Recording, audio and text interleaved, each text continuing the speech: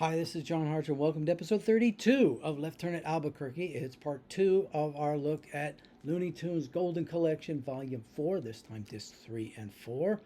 Disc 3 covers the fastest mouse in all Mexico, and Disc 4 has a bevy of cats.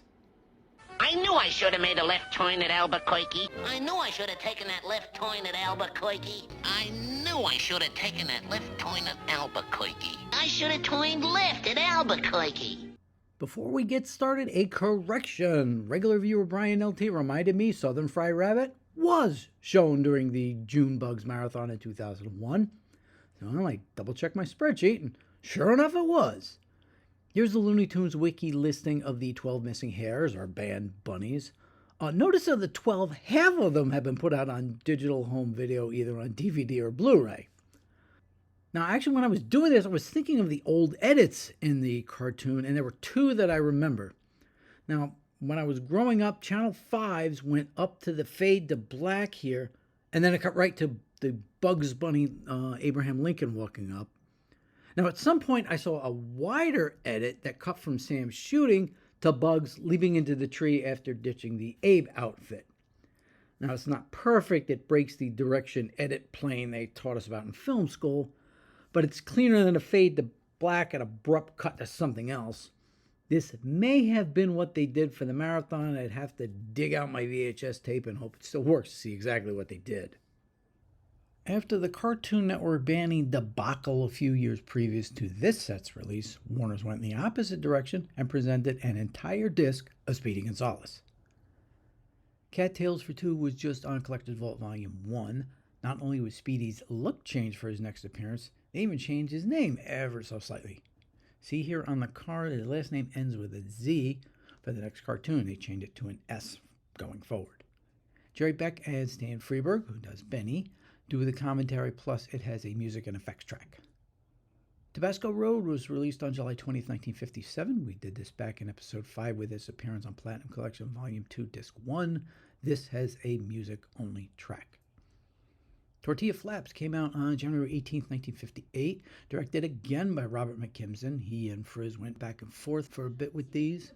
This one was written by Ted Pierce. Speedy runs circles against a fat old crow out to eat some of his buddies. They pretty much figured out what Speedy could do. It was just a matter now of what to do with him. This one, they were still trying to figure that out. I don't remember seeing this one much at all.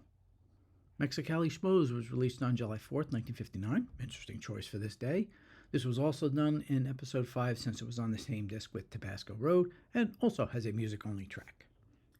Here Today Gone Tamale came out on August 29, 1959, directed by Friz Freleng and written by Michael Maltese. This is the only Speedy for him. The mice are suffering from a famine when a cheese ship comes in. Unfortunately for them, Sylvester's on guard and it's up to Speedy to get some cheese off. I remember this one getting some airplay mainly from some of the shots on the ship. West of the Pesos was released on January 23rd, happy birthday Mom, 1960, done by McKimson and Pierce. Sylvester guards a laboratory where the mice are housed like inmates, and it's up to Speedy to get them out. Pretty inventive on the whole jail segment where the mice look and act like they did in the old Warner's pictures. This has a music-only track. Cannery Woe came out almost exactly 1 year later, January 7th, 1961, again by McKimson and Pierce. A mayor running for re-election promises free cheese for everyone, but Sylvester again stands in the way, and it's up to Speedy to bail the over-promising politician out. The usual cat versus fast mouth escapade with fun jibes at the system. The mice who were kicked out of a rally are now cheese inspectors since they got Speedy to come. Definitely among the better ones of the Speedies. Pied Piper of Guadalupe was released on August 19, 1961, and was dealt with by us in episode 9 with its appearance on Platinum Collection Volume 3, Disc 2. This was the first cartoon for writer John Dunn, who did many of the 60s tunes for Warner's. Mexican Borders came out on May 12, 1962, directed by Freleng and Hawley Pratt, and written by Dunn. Slowpoke Rodriguez comes by for a visit. He was a funny character, but according to Frizz, they couldn't use him that much since he took so long to do things, and the cartoons were barely over 6 minutes at this point, down from the earlier 7. Greg Ford uses some old Frizz interviews in his commentary track. Chilly Weather was released on August 17, 1963, directed by Frizz and written by Dunn. Sylvester is the guard of a food processing plant. The mice want the food, so here's Speedy. Right about now, 1963, the animation was starting to take a real hit, as you can see. A Message to Gracias came out on February 8, 1964 by McKimson and Dunn. Now this was a little different, a precursor to, of all things, The Wild Bunch. If they move, kill them. El Supremo wants to send a message to his generale, but no one can get past El Gato Sylvester until Speedy comes along. Sylvester chases him in all manner of transportation, but Speedy gets through, only to turn on his employers. Cheaply made, but pretty interesting in light of the later Warner's classic. Nuts and Bolts was released on April 25th, 1964 by Freeling and Dunn. Sylvester can't catch Speedy, so he gets a robot to do his dirty work for him. They'd done several of these robot shorts in different series, so you know what you're going to get. This was the end of an era, just about the last short ever done by the original Warner's cartoon studio, and definitely Frizz's last for it as it was. Jerry Beck and Art Leonardi provide commentary. Pancho's Hideaway came out, and so it begins.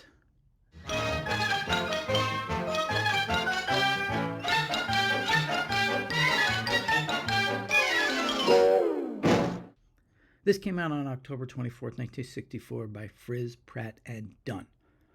A wild shooting, wide mustachioed, loud Mexican bandito terrorizes the countryside until Speedy comes up against him. Wild shooting, wide mustached, sound like anyone we know? Frizz and partner Dave DePatie were basically contracted out to do these now.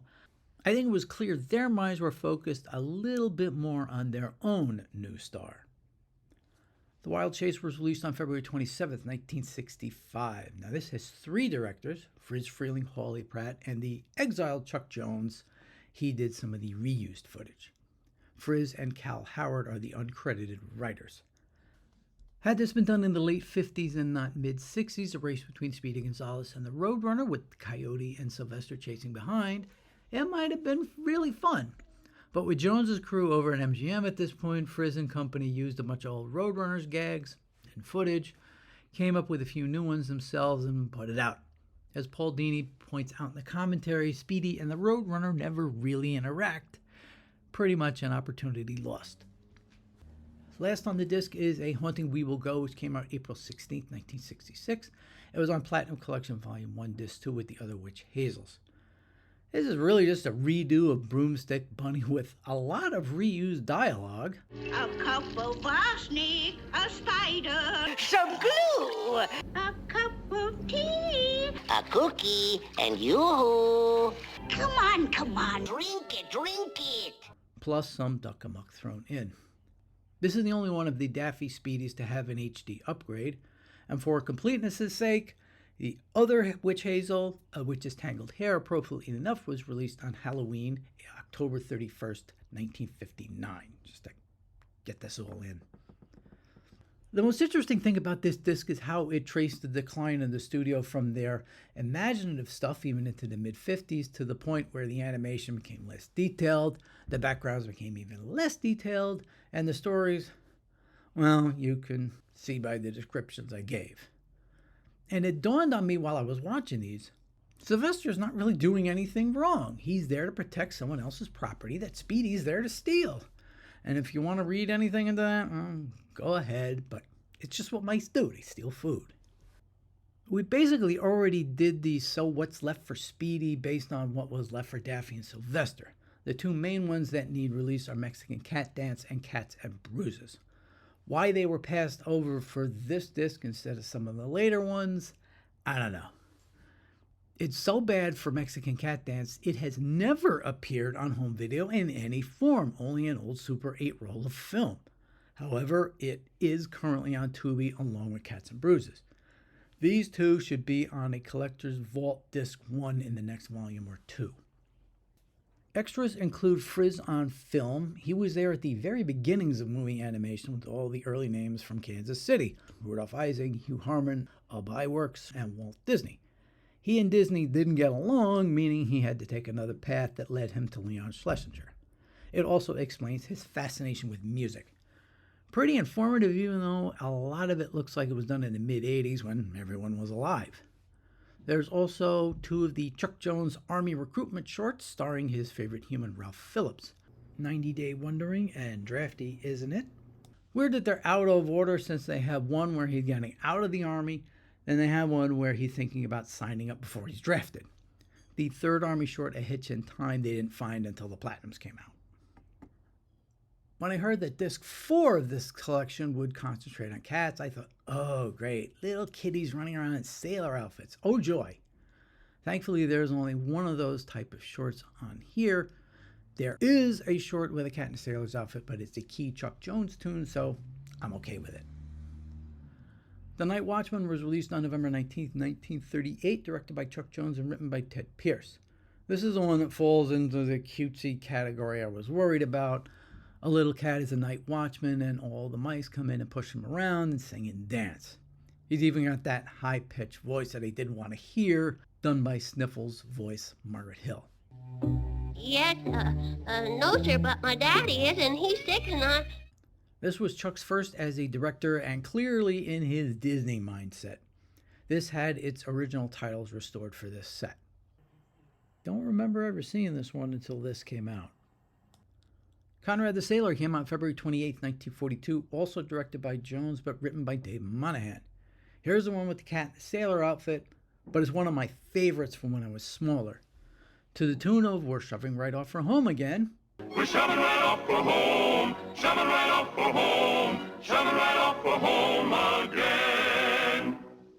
A sailor tries to clear the deck of a pest named Daffy. This was in Chuck Jones' experimental period. I mean, look at how he progressed from the previous tune. He'd moved away from Disney, as did Pinto Colvig. For 1942, he spent a year or so at Warner's before going back for more goofy. We're shoving right off again. Lots of inventiveness all over this one, especially the torpedo chase at the end. Oh, and don't forget to salute the Admiral. Greg Ford does the commentary with Chuck Jones. The Sour Puss was released on November 4th, 1940, directed by Bob Clampett and written by Warren Foster.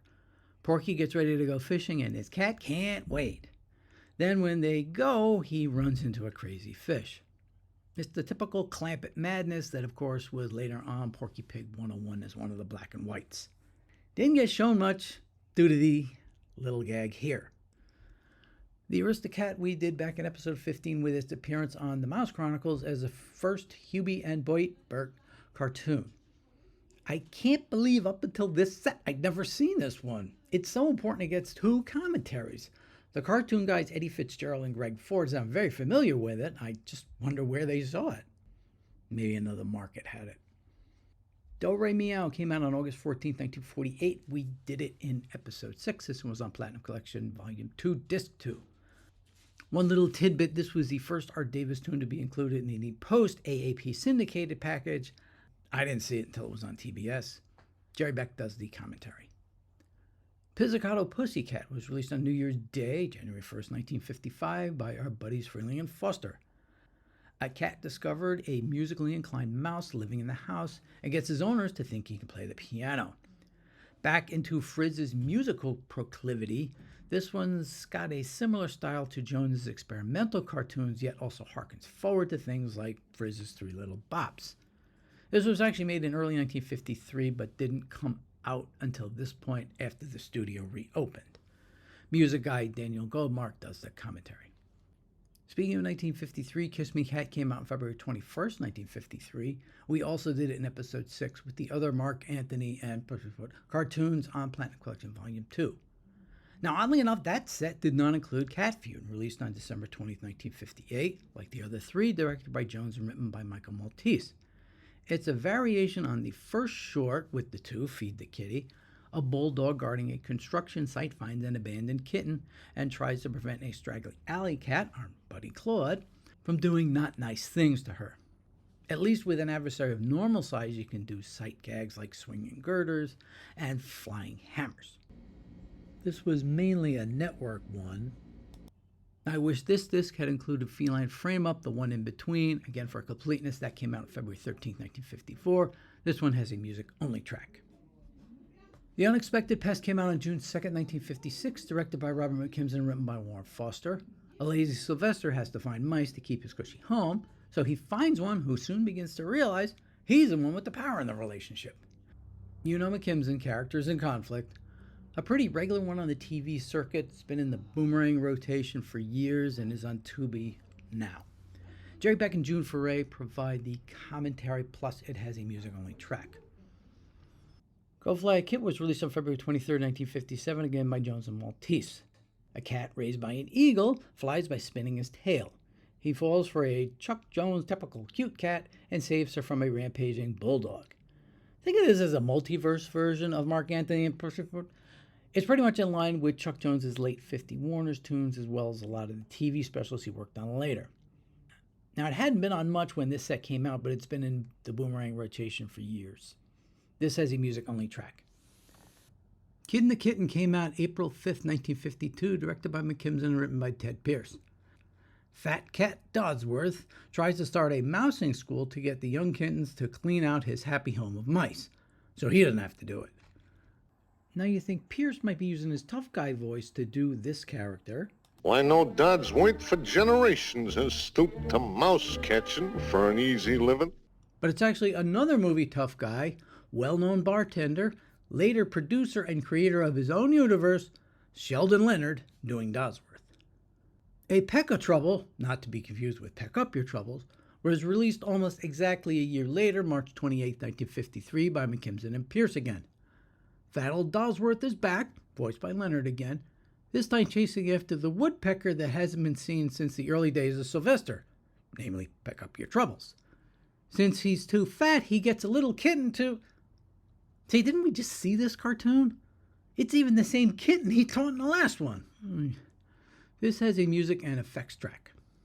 I honestly don't remember seeing either of the Dodsworths until probably Cartoon Network. Mouse and Garden came out on July 16, 1960. We went over in episode 9 with its appearance on Platinum Collection Volume 3, Disc 2. Porky's Poor Fish was released on April 27, 1940, directed by Bob Clampett and written by Melvin Miller. Porky's a pet store owner that gets invaded by a hungry cat who can think of nothing except getting his hands on his fish. But the fish have other ideas. This was another popular idea back then about the animals getting together and fighting back against one of their own. If you want to read anything into it, it's there. Hey, remember this animation? Of course, this was on Porky Pig 101 since it's black and white. And like that, the disc also has a storyboard reel for it. Last one is Swallow the Leader. It came out on October 14, 1949 by McKimson and Foster. The swallows come back to Capistrano, and a cat is there waiting for him. Kind of looks like that same cat that McKimson would end up using later. This is as good an excuse as any for a cat versus bird cartoon. Didn't really see this much. I think maybe it wasn't until Cartoon Network that I saw it. I know we got 2 Sylvesters on this disc, but they really should have put at least 1 Tweety on here. The extras include, count 'em, 5 behind the tunes featurettes, one-hit wonders like Al Jolson and Michigan J. Frog, sing-a-song of Looney Tunes on the songs that became ubiquitous thanks to these cartoons. There's nothing finer than a Charleston, Lord, how you can shuffle. As we sang an old sweet song on moonlight day, a moonlight away. The art of the gag on how these guys came up with their jokes. Wild Lines, the art of voice acting on all the voice actors they used. And a cast of thousands on the secondary characters like the Goofy Gophers, the 3 Bears, and the above-mentioned Hubie and Bert. There are also some sketches for Sahara Hare, but why on this disc? And as mentioned, Porky's Poor Fish, as well as the absolutely hilarious little short starring Porky hitting his thumb with a hammer that could not have been played in theaters back then. Oh, son of a gun. You thought I was going to say son of a bitch, didn't you? Now, what I'd like to see upgraded from this set: Disc 1, Nightmare Hare. Disc 2, I Got Plenty of Mutton. Disc 3, Tortilla Flaps. And Disc 4, Cat Feud. And the bonus, The Hare is Human. And now to cover the front loads, we need to do 2 on Disc 1. So Rabbit Hood will be replaced by 14 Karat Rabbit from Volume 5. And 8-Ball Bunny will be replaced by Alibaba Bunny, also from Volume 5. Now, starting with this volume, they were a little thinner, or a lot thinner than they were on the previous 3. I don't know, maybe they had to cut back on cardboard. Now, the last featurette on the cast of thousands with all the secondary characters reminded me, just how many shorts they did at Warner's. They did 1,000 plus, a few more if you start counting the ones from the 90s and 2000s. And there are still a lot of good ones left to go, and Lord knows how many more I haven't seen yet. I mean, it's 2 decades later, and we still got quite a bit to go. So, again, the Left Turn at Albuquerque Challenge, April 19th, 2030. Before we go, so many people wanted to let me know about it, even though I told them I did know, so just let's get to it now. Right as I posted the last video, the news dropped that Warner's will be releasing Tom and Jerry, the Golden Era Anthology, 1940 to 1958. That precisely coincides with Bill Hanna and Joe Barbera's tenure as directors for the duo. It will contain all 114 cartoons the two did spread over 5 discs, including the 2 that hadn't been released previously due to issues. They'll also be confronting it head-on with a featurette on the bonus disc about Mammy Two Shoes herself. This explains why the 2 missing ones started popping up on YouTube. And it also helps me figure out how exactly to approach this next year. I thought about breaking the Hanna-Barberas into 4 episodes. Well, Warner's made it easy. It'll be 5. There were some complaints that this negates the recent CinemaScope Blu-ray. Yeah, in some ways it does, but it may have been the strong sales of that disc that gave George and Jerry a little leverage to have Warner's do the full set. There were plans to just do a DVD collection to send to places like Walmart and Target and things like that. But they were able to push for this, and now it's showing up online for around $60. I mean, it sounds like a great deal to me. It's going to be expensive Christmas between this, the new Hendrix box, and whatever Looney Tunes set comes out. If it does, fingers crossed. And finally, September 1st was actually our 2nd anniversary. I just wasn't sure when these videos were going to be posted up to market. So thanks everyone for watching these past 2 years, and we'll see how much longer we can keep this going. Next time it's on to Volume 5, where things start changing a bit to adjust to the altering market at the time, and going forward as well. I'm John Hartshart. Thanks for watching.